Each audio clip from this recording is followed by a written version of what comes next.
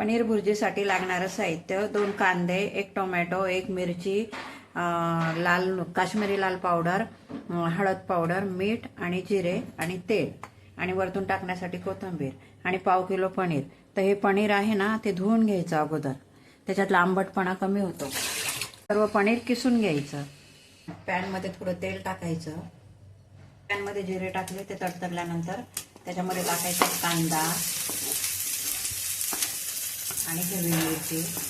कांदा चांगला तांबूस रंगावर परतलेला आहे. आता याच्यात टाकायचे टोमॅटो.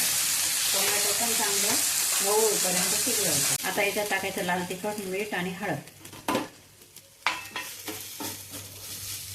आणि किसलेलं पनीर. हे बघा किसलेलं पनीर याच्यात टाकायचं. पनीर टाकल्यानंतर असं हलवत राहायचं आणि थोडं 2 मिनिटं त्याला शिजू द्यायचं. आता पनीर भुर्जी तयार झालेली आहे. ती आपण एका डिशमध्ये काढून घेऊ.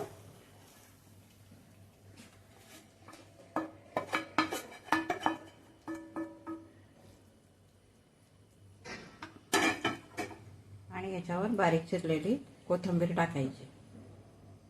झाली आपली पनीर भुर्जी तयार.